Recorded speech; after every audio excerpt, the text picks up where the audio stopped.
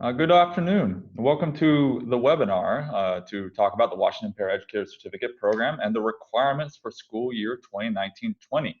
We're very much looking forward to presenting to you today, and we're glad you're here with us. If you have any questions, we've disabled the chat function, but you can still submit your questions. I believe there's a Q&A button down there in your Zoom window. After you click, go ahead and submit your question. With us today, we have Zoe, who will be able to help you out in verbalizing your questions when we get to the different sections. We will have 3 opportunities to answer questions right after each section of the presentation today. We're going to keep the first 2 sections, only the 2 or 3 questions, but if we don't get to your question right away, then we do have 20-30 minutes of open Q&A to answer any questions that you have. Please do use that Q&A feature on Zoom. Just a quick overview of what we're going to be doing today. We split it up into 3 to 4 sections. The first one is just going to be an overview of the program. We really want to make sure that everyone is pretty much aware of what the program, the Paraeducator Certificate Program is.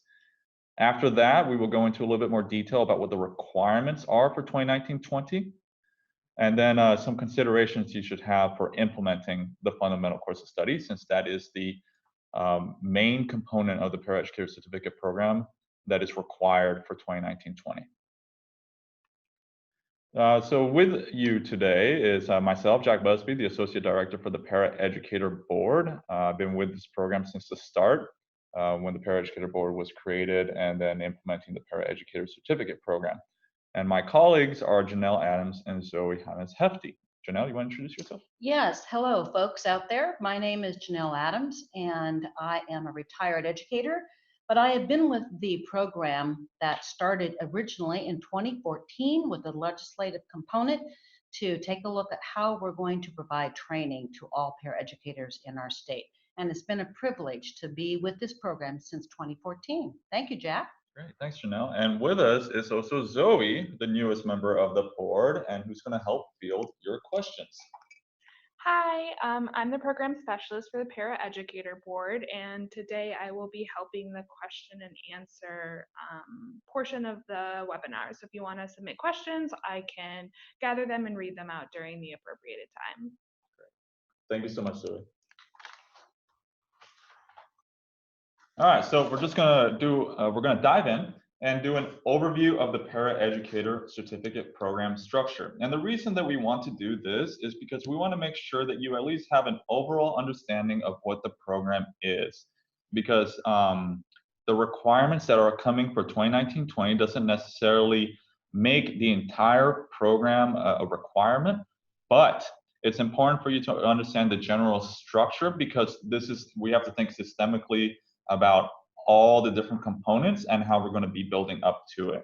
So we want to make sure that we give a good overview of the program before we dive into a little bit more of the specific requirements.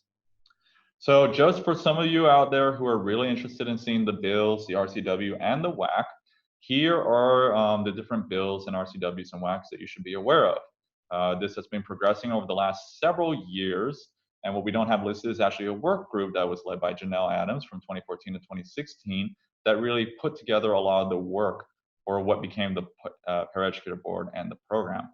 But 1115 is what really established a lot of this, so it's a great resource to check out. And then, of course, RCW 28A 413 and WAC 179.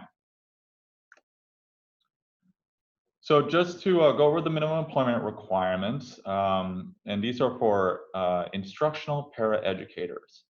And the minimum employment requirements are that a para must be at least 18 years old and hold a high school diploma or its equivalent. The question of what is an equivalent to a high school diploma, we have answered through this additional resource document, which I highly recommend you review if you have any questions on how to meet the high school diploma equivalency. In addition, a paraeducator must meet one of these following items. So it's 18 years old, high school diploma, and then one of these 4. Have a passing score on the ETS Para Pro test, hold an associate's degree or higher, have earned 72 quarter credits or 48 semester credits, and or have completed an apprenticeship as a paraeducator. and an approved registered Washington State Apprenticeship and Training Council. We do want to note that these minimum employment requirements from the state level do not apply to substitute paraeducators, and that if a paraeducator is receiving funds from Title I, that you should review Title I minimum employment requirements for paraeducators, as those do supersede the state requirements. So these have been in place for a year officially for all incoming paraeducators who are joining the district for the first time. But this school year, so the one we just started a couple months ago, is what's been in place. These minimum employment requirements were put in place, so all paraeducators must be meeting these minimum employment requirements to be hired. Jen? Yes, so taking a look at the Paraeducator Certificate Program, it has 3 different components, and we would like to share with you that once you can download this PowerPoint, you will find all the links to the resources. So this is the Paraeducator Certificate Program flyer, and we suggest that this is what you use to advertise to your paraeducators. It is what we would call our official link to be able to have paras understand the specific content. So we're going to take you through each of the components for the Paraeducator Certificate Program. So the first component that we'll review is the fundamental course of study.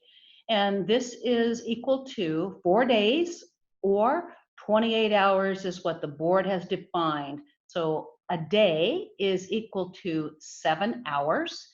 And that is to work with your paraeducators to implement the standards of practice. And there is standards of practice that were adopted and put forward by the Paraeducator Board in 2018. So all of our programs are built on the standards of practice. So if you haven't taken a look at the standards of practice for paraeducators, it is new. And it is something that you want to make sure that all of your paraeducators now know that these are the new state standards of practice for all paraeducators. So the beginning component of how we kick off the training is with the fundamental course of study. And this particular course is 28 hours, and it will start and be required for all paraeducators to begin in the school year 2019 and completed in 2020. So as we take a look at the fundamental course of study, it's the beginning component for all of the training that a paraeducator needs. So once the 28 hours are completed in the fundamental course of study, then paraeducators have an opportunity to move, and there's a parallel track that you can work on your general paraeducator certificate. This is new. The general paraeducator certificate is something that a paraeducator can work on and complete once as the fundamental course of study is completed. It'll be a 3-year marker that a paraeducator has to be able to receive 70 hours of training. And once this paraeducator certificate is reached, then that doesn't expire. So every paraeducator in our state will be required to have a general paraeducator certificate. And once that we know that the fundamental course of study starts this year, it is based on funding, okay? So if the legislature does not provide funding, then these particular requirements are not in play until the funding is allocated by the legislature. So if the funding is provided, school districts must ensure that the paraeducators employed by the district are going to meet the general certificate requirements. And that's a 3-year process to be able to get that certificate. And it doesn't expire. So one of the things that the paraeducators know is that this is a part of their career development. This is something that paraeducators have been asking for years, is to be able to receive training and to be treated as a professional. And it's exciting to know from our paraeducators in the state that they are excited as well to be able to have a certificate that does show their professionalism and gives them strategies to be very effective when they're assisting teachers in the classroom. So thanks, Janelle. Just to expand on that, everything Janelle said is absolutely correct. And again, what we're doing here is just talking about an overview of the program. So when funding is provided, these different components, the fundamental course of study and the general paraeducator certificate, will be required components of the program. But right now, we're just going to be talking about the overall structure, and then we'll actually talk about what is funded in the next section. So besides the general paraeducator certificate, we have subject matter certificates, especially because the majority of our paraeducators are working in special ed at ELL. This is an opportunity to have 20 hours of professional development in each of these specific areas. So a paraeducator could work on their ELL certificate or their special ed certificate or a combination of both. But these certificates are 20 hours of professional development. There is a specific curriculum and specific online work that we have produced. So as we're looking at the rollout of this, we'll definitely share where you can find a lot more of the content for the subject matter certificates, both in ELL and special ed. These certificates will expire after 5 years, but it is not a prerequisite for a paraeducator working in any program. It's an opportunity to get training and provide a career opportunity for paras in the ELL field and the special ed field. And they are renewable once you have received your certificate. That's 20 hours of professional development in the subject area. Then in 5 years, they must be renewed. The last component of our career ladder for paraeducators is called the Advanced Paraeducator Certificate. And you know, many paraeducators would like to have a career ladder. They enjoy being a paraeducator. And so we put in place the Advanced Paraeducator Certificate, which is completing 75 hours of professional development. But you must have already received your General Paraeducator Certificate before you begin on an Advanced Paraeducator Certificate. And the 75 clock hours, we do have some extra resources available online to show you what type of 75 hours might look like. But the details are that you'll be working towards high impact classrooms, supporting specialized instruction, and mentoring other paraeducators. This is a part of how paraeducators can begin to see a career ladder. Great. Thank you, Janelle. So what we like to do is when we're talking about the certificates is to also talk about or to review the different components in a different way. Just some people like more of a flow chart.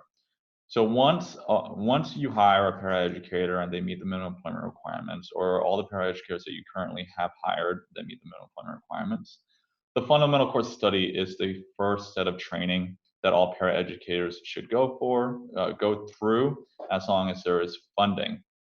Once the fundamental course study has been completed, a paraeducator can attain either the subject matter certificates or the general paraeducator certificate. Now, I say it in that way because, as Janelle mentioned, a paraeducator can work towards the fundamental course study, the general paraeducator certificate, and the subject matter certificates at the same time, but they cannot attain those certificates until the fundamental course of study is complete. This was a decision made by the Paraeducator Board in the last several months, given that there was only partial funding provided by the legislature.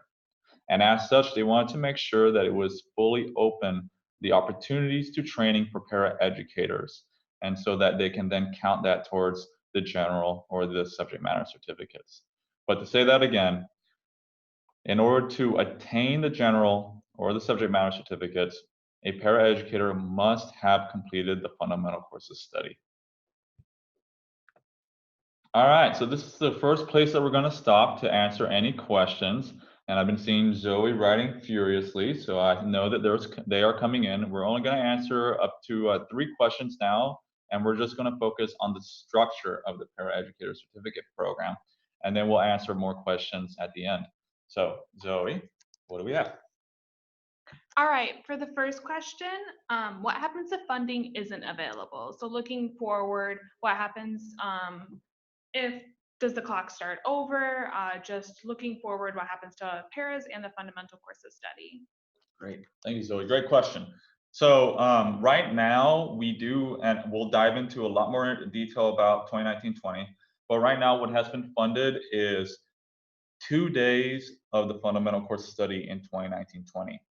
So 14 hours, again, a reminder that 7 hours a day. So 14 hours of training must be provided by school districts or their partners to paraeducators during 2019-20. But what happens if funding doesn't come back for the following year? Do they lose the hours? No. Do they have to restart when funding comes, funding does arrive? No.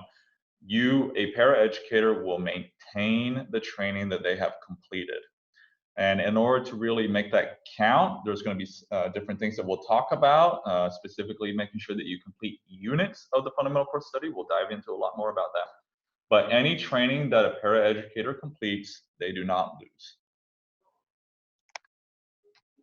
All right, for the second question, what happens to non-compliant paras? So paras that are refusing the training or who don't want to participate. Thank you, Zoe. So the way that this works is, in general, then the paraeducator and the school district would be out of compliance. But for the most part, when you read the bill, when it comes to the fundamental course of study and the general paraeducator certificate, if funding is provided to the school district, then it is the responsibility of the district to provide and ensure training on the fundamental course of study and the general paraeducator certificate to their paraeducators. Now, if you provide the training and you make sure that, and you also provide makeup opportunities to the paraeducators, and you do that in an adequate fashion, an adequate amount, etc. If a paraeducator refuses to do the training, then I have heard different options of what a district may do, but that is something that I think would be very important that you worked with your union representatives and partners on determining what to do. As each district is very different, then I think that would be a important conversation that you have with them on what to do with paraeducators who do not want to do training on this required program that has been established by the ledge. All right, and if we could clarify which paras this applies to and whether or not it applies to substitute paraeducators. Okay, so there is a definition of an instructional paraeducator. So you might want to go back in and review that definition. Instructional paraeducator means any paraeducator who is in the classroom providing small group instruction, working with the teacher, and is taking a reading group. So instruction means they are actually dealing with the curriculum. If a paraeducator is entirely out on the playground for their 6.5 hours and they're doing bus duty or they're doing clerical work, that is not an instructional paraeducator. So it is defined, okay, how you code in the S275 report has to be making sure that these are instructional paraeducators. And that's a good question about why substitute paraeducators are not a part of the training. And that was a decision that the Paraeducator Board did make this last year. And so I know some districts are going to be providing the training to their substitute paraeducators because usually during the school year, there becomes an opening and the substitute paraeducators usually get that job.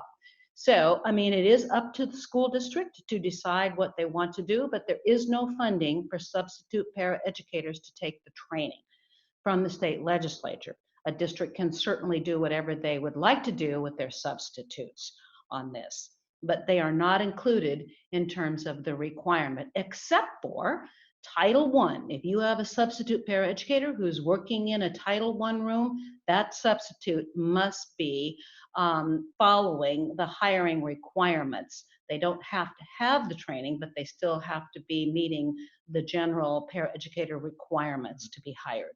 And the only thing I would add to that is that the focus or the definition focuses on some grade levels, which is kindergarten through grade 12, which means that pre-K paraeducators who serve in pre-K do not have to meet the minimum employment requirements or go through the training.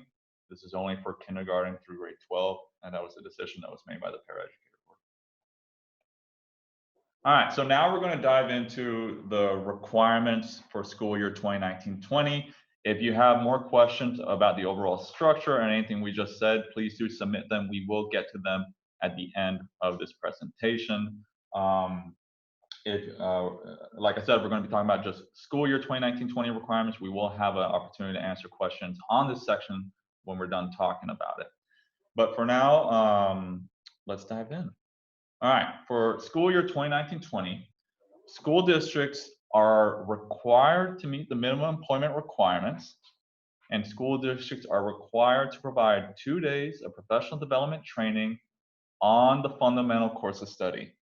And right there, I have a little note to remind me that this is a school district decision on what 2 of the 4 days a school district will provide training.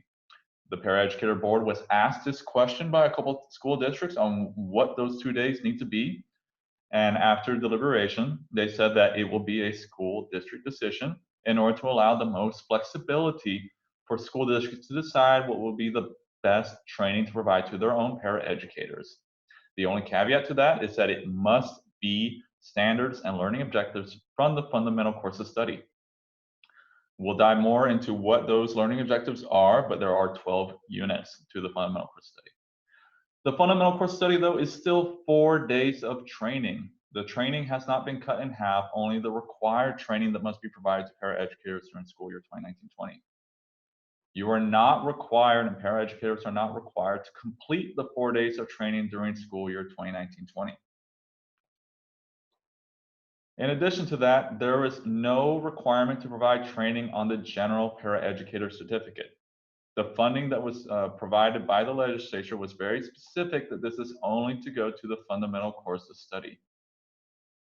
School districts may provide training to complete requirements on the fundamental course of study, and the paraeducators are more than welcome to work towards the fundamental course of study and the general paraeducator certificate. And anytime we get questions from paraeducators, we always recommend that they contact their school districts because we don't want them going off and doing training on their own that may not count. But to note that school districts, you are more than welcome to provide extra training, but there will not be reimbursable funds for the training that you do above the required 14 hours. And a question that we sometimes get is, well, what if we do all 28 hours this year? Can we use funds in the future to recover for the training that we did this year? And the way the law was, the funds were written into the proviso, that will not be possible. So if you do anything extra this year, as the law is currently written, there will be no reimbursement for it. Some additional notes. We've used this interchangeably during the presentation, so we just want to make sure it's clear. The Paraeducator Board has paired the program to the clock hour currency system that the rest of the educators in Washington go through, the teachers and admins and ASCAs and others, which means that these are clock hours. The fundamental course study, the certificates are all clock hours. eCert has been adapted for paraeducators in order for them to keep track of the training that they have completed. The only note to that is that in order to state that you have completed the fundamental course study, a paraeducator must complete all 28 hours of training, so all 4 days of training, before they can notify eCert that they have completed it.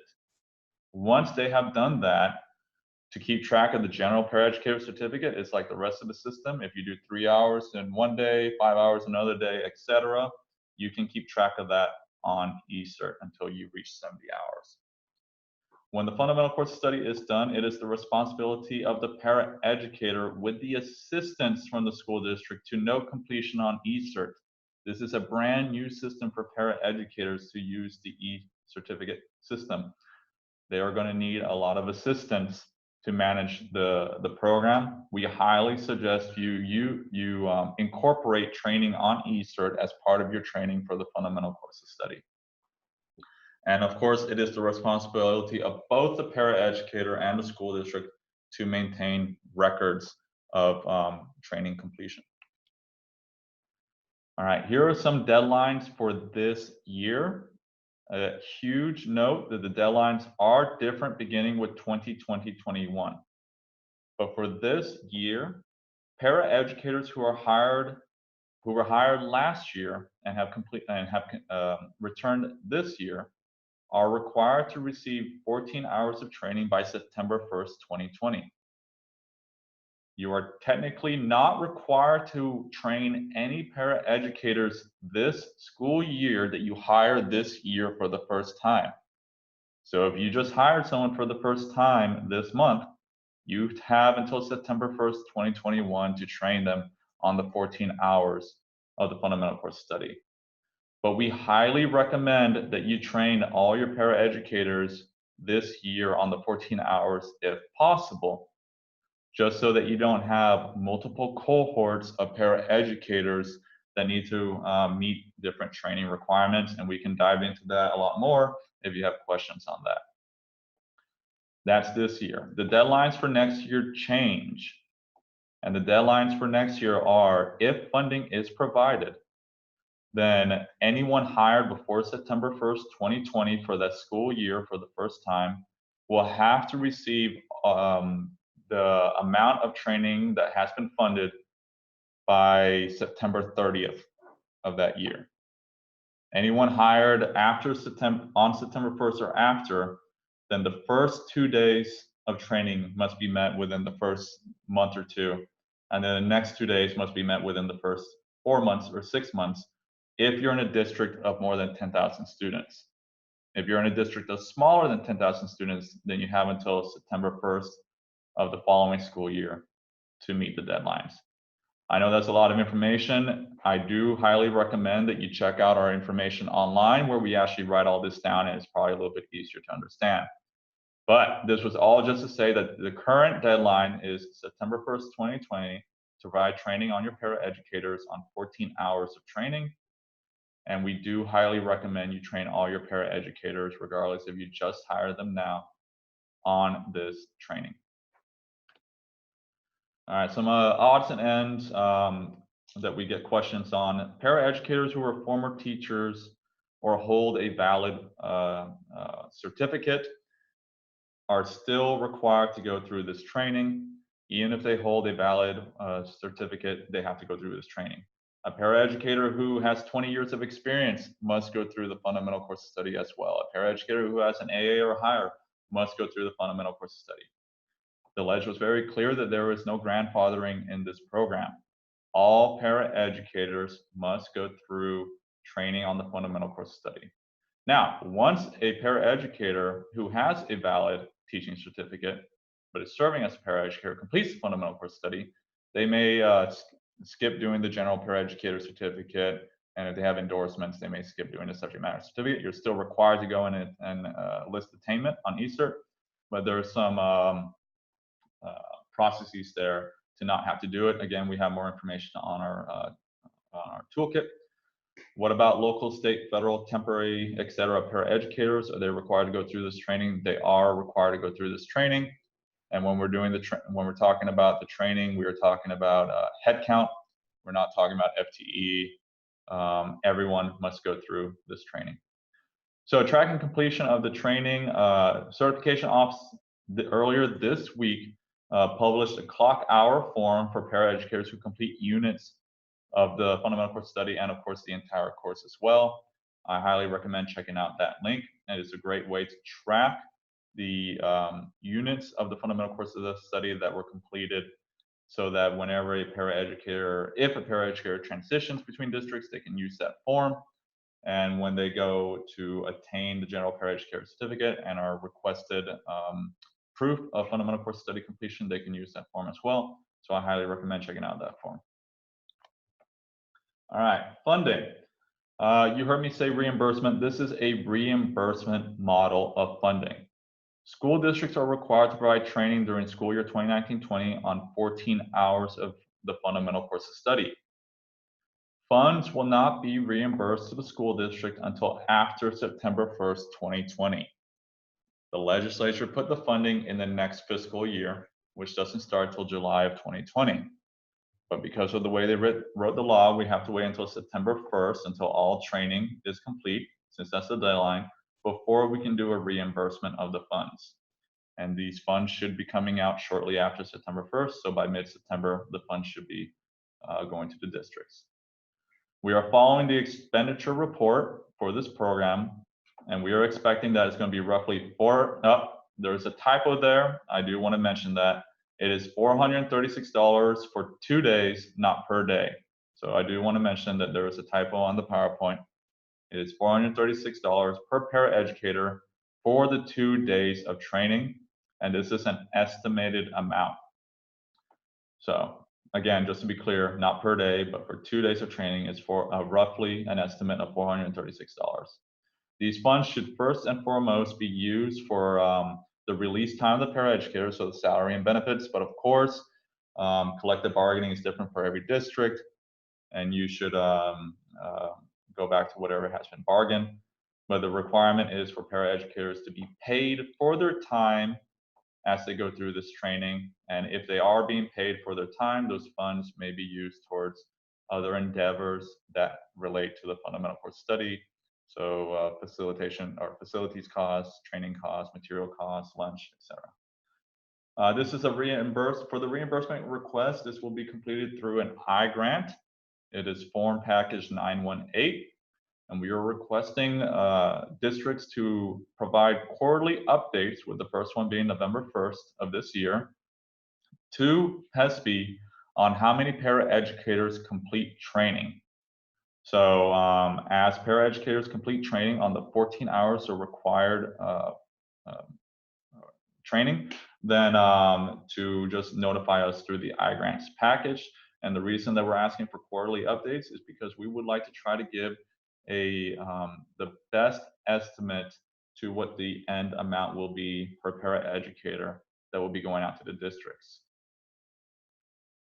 By September 1st, 2020, every district must notify us if they would like to receive reimbursement by the state. So by September 1st, 2020, we need to receive all the I-grants packages from all the school districts in order to be able to provide reimbursement. We will not be accepting any information after September 1st of 2020. So September 1st, 2020 is a hard date. All right, so we're going to stop there to answer questions. I see there have been quite a few that have come in. We're only going to limit it to 3, but we will follow up later on at the end of the presentation to answer any outstanding questions. All right, Zoe, what do we have? Okay, so for the first question, can trainings not offered by a para's district be used in order to complete the fundamental course of study? Great, thank you, Zoe. Excellent question. Can trainings not offered by the district be used to meet the fundamental course of study? Absolutely. The requirement is that the district must provide and ensure, but they're also welcome to work with their partners.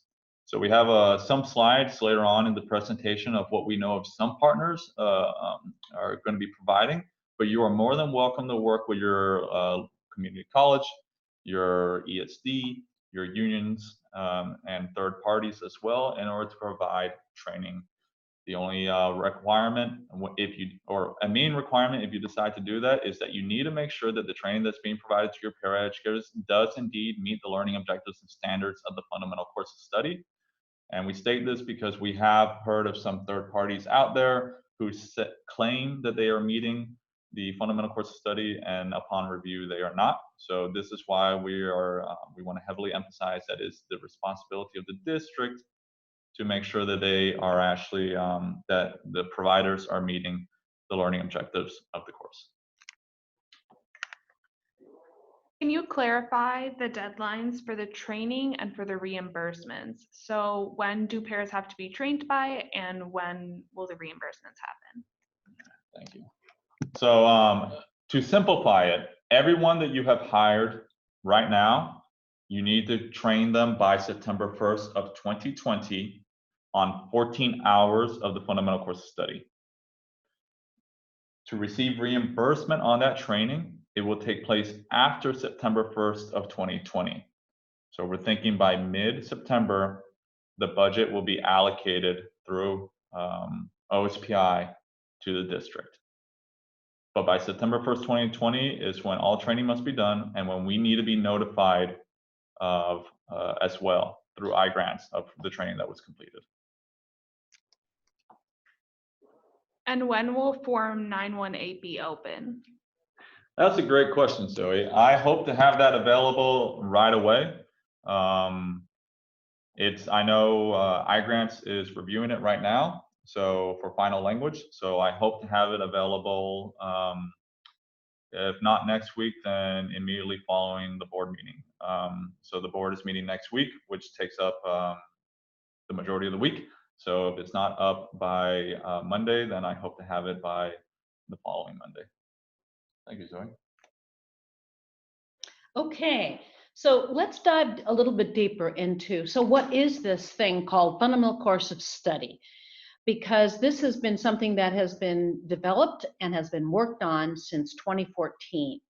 So let's dive in so that you understand what the Fundamental Course of Study is. So the Fundamental Course of Study is based on the Paraeducator standards, knowledge and skill component. So this is the basis of the training, and it can be incorporated into your district descriptions. So here's a copy of it, and there is a link that you can go right to and print these out. So there are 5 standards across the top and specific knowledge and skill components. This is what the training is based on. And it is very specific training, and every district must ensure that they are providing the course outline, the learning objectives, and the skills. So let's dive in a little bit different. To understand and unpack the Fundamental Course of Study outline, there are 12 units, and you can see that the link to the Fundamental Course of Study outline is there. And the 12 units do have a Fundamental Course of Study number. And this is going to be very specific for the districts to make sure that when you're issuing your clock hour certificates for those particular courses, the 12 units, that you make sure that you're using the correct title and the correct hours that are going into these specific 12 units. There is a crosswalk that is provided for the Fundamental Course of Study learning objectives to what your district already offers. So you want to make sure that when you look at what your district offers already for paraeducators or your teachers, you can go ahead and then modify those particular courses to meet the learning objectives. So the first thing to do is really consider what trainers at your district are going to be a good match to deliver the courses, and what do you currently offer within your district that might meet the Fundamental Course of Study outline. So here it is. So this is the Fundamental Course of Study title and the numbering, and then the minimum hours required to complete one of the units. So let's take a look at the first one. This is the Introduction to Cultural Identity and Diversity. There are 4 hours required.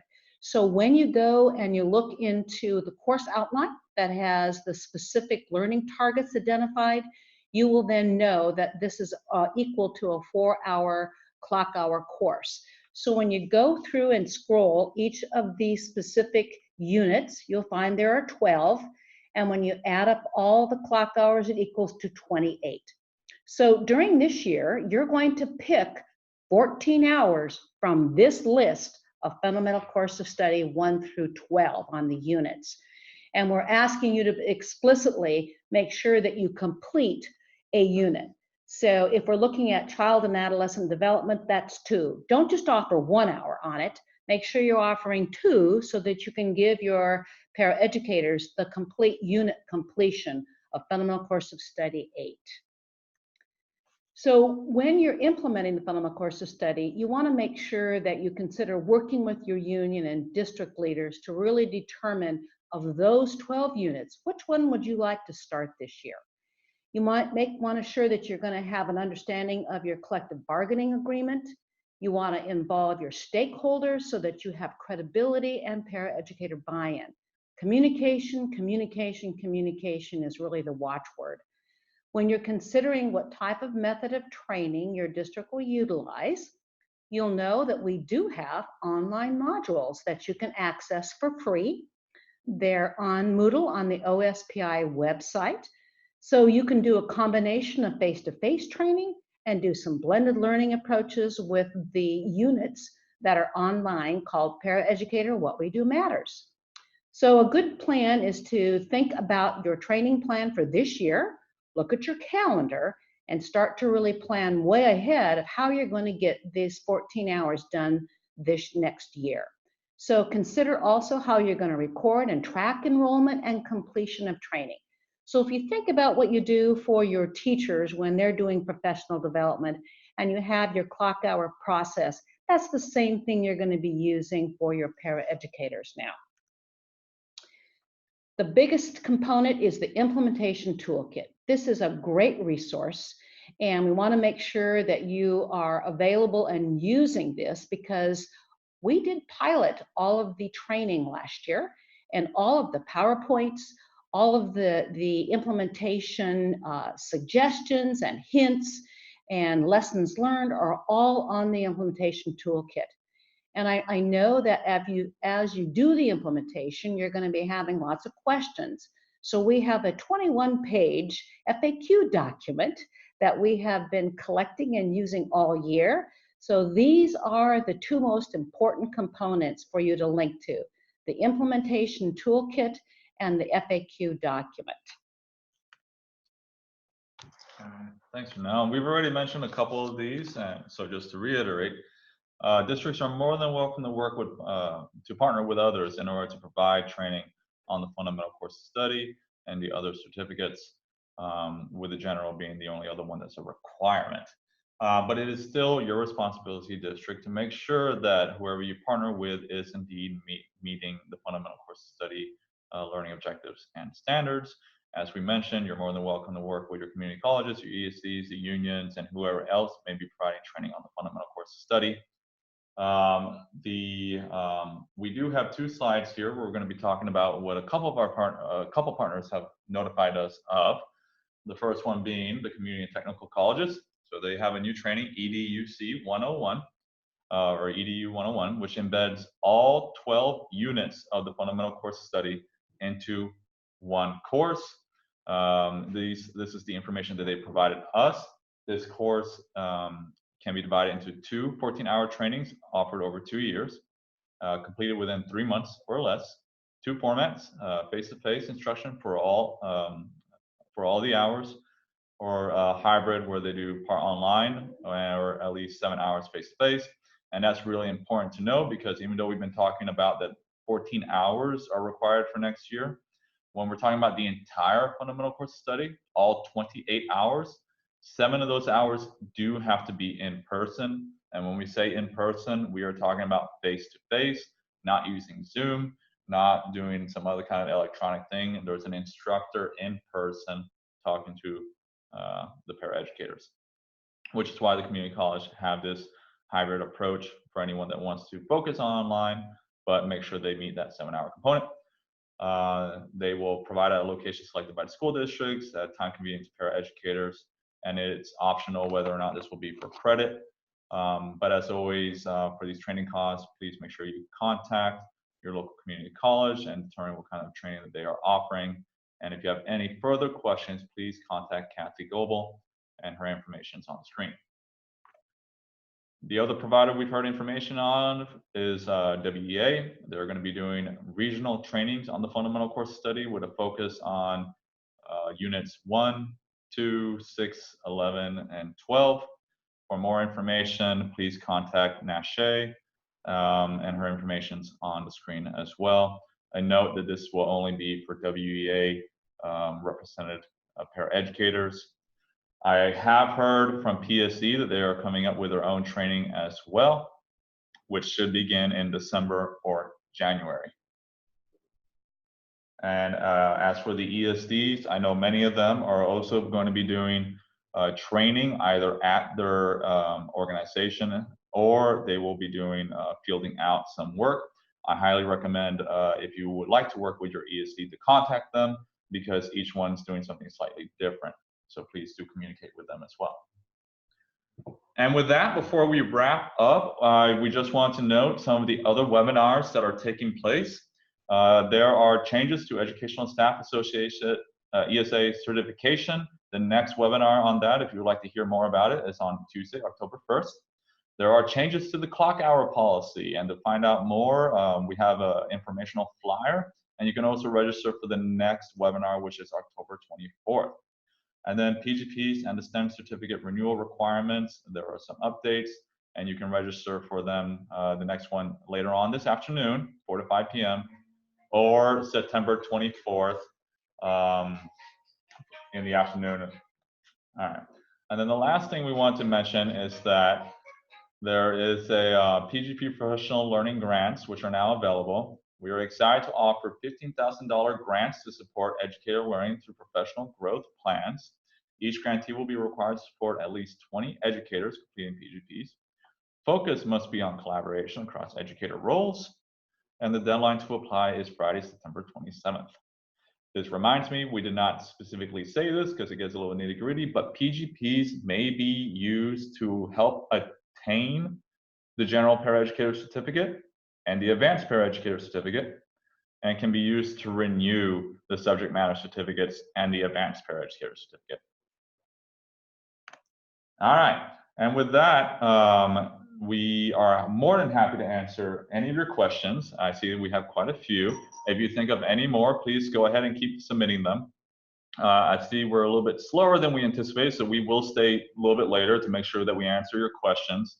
This presentation can be found at the bit.ly account, that's bit.ly, and then everything else is case sensitive. So that's a little k and a big L. That's very important when you're going to be putting it into the browser. Thank you, Janelle. Jeez. All right, and with that, Zoe, let's answer some questions. All right, for the first question, why is reimbursement being allocated outside the fiscal year that the funds are being expended in? That's a great question, and one that we would have to go to the legislature. When we requested funding for this program, we requested for upfront funding to begin this school year and to continue next school year. The legislature made the decision to provide 14 hours of funding that will be reimbursed. So the funds come next fiscal year, but you're required to do it this school year. If you are not a fan of that model, then I highly recommend that you contact your legislative representatives to let them know. But that is how they wrote the bill, so that those are the constraints that we have. It was not a decision by us. So please, if you do have any feedback, please submit that to your local reps. All right, and there seems to be some outstanding confusion around the hire dates and the corresponding training requirements. So if a para has been hired before or after September 1st, what that means and when they have to be trained by. Thank you. All right, so all that begins next school year. So when we're talking about the date of hire, that's really for school year 2020, 2021. And September 1st is a hard date that they have on the law, that if you hire them before that day or after that date, you have either a month or 2 months or 4 months to provide certain amounts of training. And that's highly contingent on how much funding is provided by the legislature. So I highly recommend checking out our toolkit, where we spell it out very clearly on when training must be provided to your paraeducators. That is indeed a very good question. But for now, any paraeducator that you have hired and any that you might be hiring soon, I highly recommend that you provide the training to them on the 14 hours of the fundamental course study this school year. If districts and administrators are having problems around the eCert and the EDS system, do we know of any trainings or any resources that they can use in order to help aid putting in the information to those systems? That's a great question. Thank you, Zoe. I can let you know that the certification office, just at the end of last week, published a how-to for paraeducators and eCert. If you go to the certification office main page on OSPI, under their eCert page, there's a documentation walkthrough there you would have to find like Paraeducators and ESER. I'm not quite sure what the title is, but it is on that page. I highly recommend you find it, and we will make sure to link to it as well on our toolkit. Certification office has also informed me that they are more than happy to go out to your district to help provide training on eCert, and they're always welcome, always happy to answer any questions that you have on how to navigate through the eCert system. So please do contact the certification office if you would like to arrange any kind of training or if you have general questions.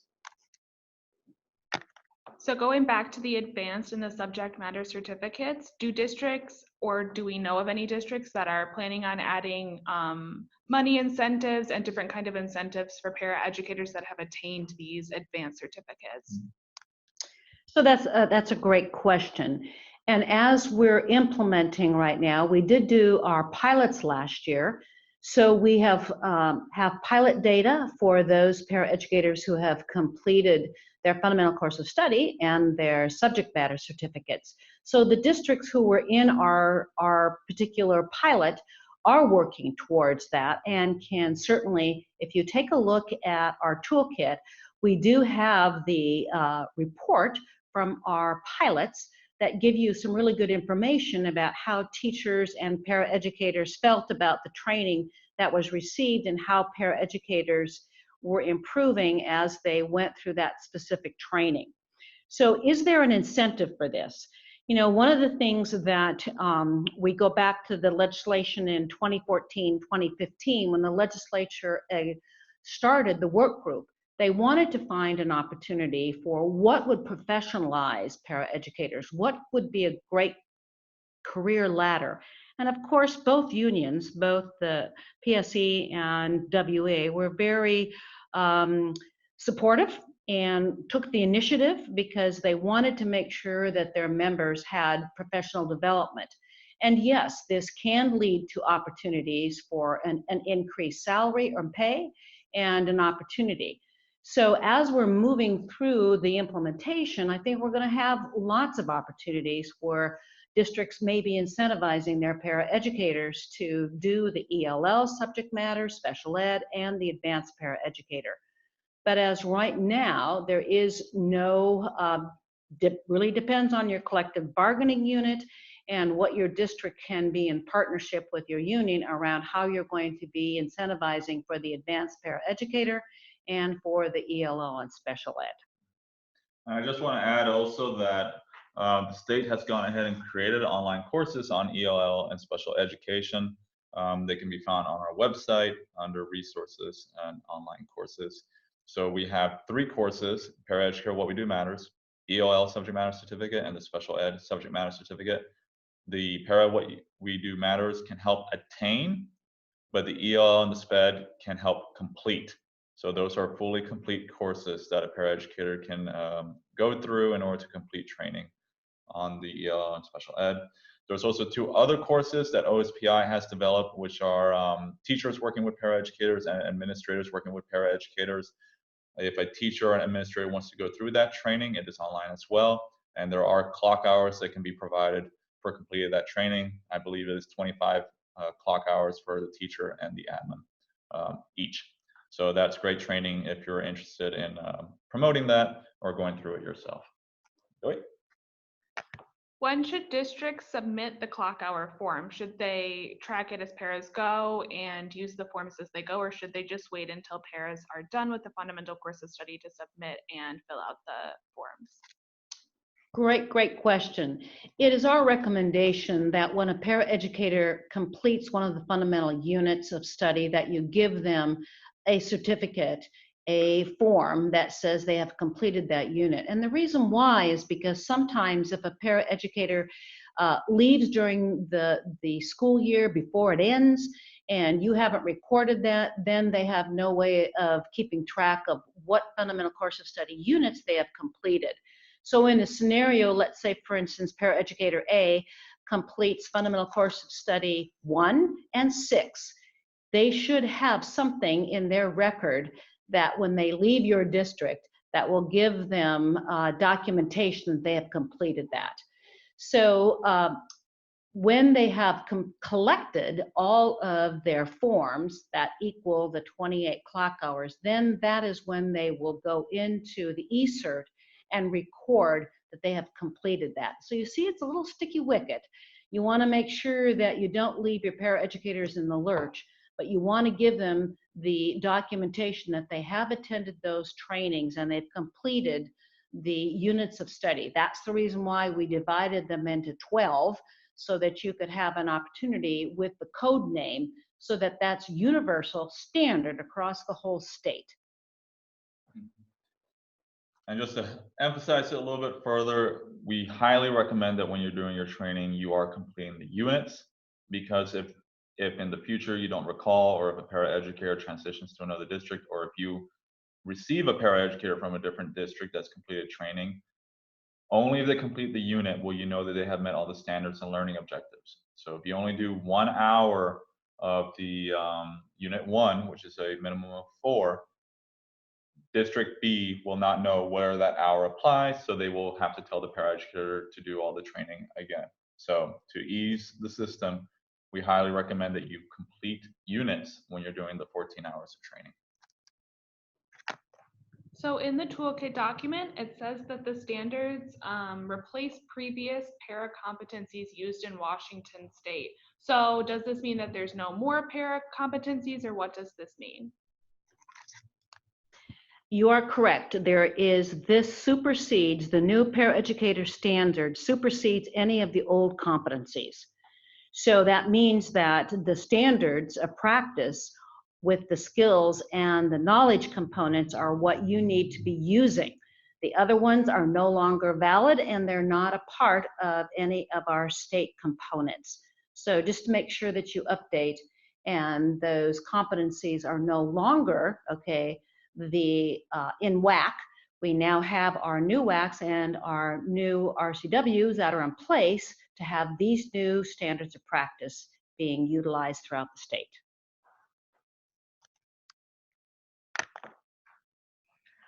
For paras that are on track to become teachers, do the clock hours count towards teacher certification or any of the teacher required clock hours?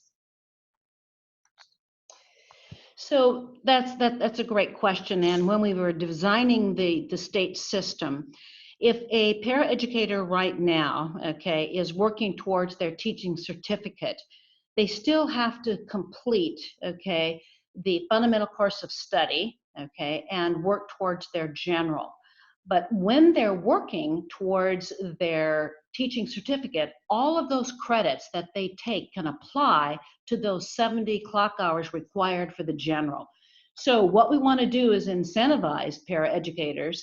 And so as they're getting their teaching certificate, all of those courses will apply starting, okay, we have a start date of July 1st, 2019. So any course that they take from now on, as they're earning their teaching certificate, that can apply to their general paraeducator certificate. Employees who are listed under the paraeducator category but who do not work with students instructionally, are they required to take the training? Thanks, Zoe. So basically, no. If they are not providing instruction, then they are not required to go through the training or meet the minimum employment requirements. We are only talking about instructional paraeducators. Now, when I say that, I am thinking about those paraeducators who work in an office, or paraeducators who might be doing tech, or a nursing paraeducator as example. And these are examples I have heard that have where districts have categorized as paraeducators, but they don't actually do instruction. The definition, though, does include library assistants as having to go through the minimum employment requirements and the training. So that is important to note as well. Now, just to say, if the majority of their work, let's say, is in an office setting, but for 1 hour a day, they go into a classroom, provide instruction, then they are required to go through this training. So if there's any instruction that a paraeducator or an individual does in the role of a paraeducator, and however that might be broken down in the FTE, they are still required to do training. And that does include tutoring. So if you have a paraeducator who works in the office but then goes and tutors in math or science or reading for 2 hours, that is called instructional support. So tutoring is defined as instruction. So for Form 918, when is the first quarter deadline for districts to submit? Thanks, Zoe. So we're still finalizing all the information, but at the moment, it's going to be November 1st of 2019, so in a couple months. And that's going to be for we are requesting any information between July 1st and November 1st of 2019. That's going to be the first quarter/period. I know that's a little bit more than a quarter, but that's going to be the first amount of information. And what is currently in the drafted language is requesting only the number of paraeducators who have completed all 14 hours, if you have any from that period. And then basically questions that are asking how the training was provided, whether it was online, in person, if it was with a partner, if you did it yourself, if you used the online course, information like that. But the main question that we have in there is how many completed the 14 hours. And we are going to be asking that quarterly. So it's November 1st, then I believe February 3rd, then May, and then the final one is going to be due in September. Where can districts find the clock hour form? Great. So there's a couple places. One, in this PowerPoint, we link to it directly. So I highly recommend checking it out.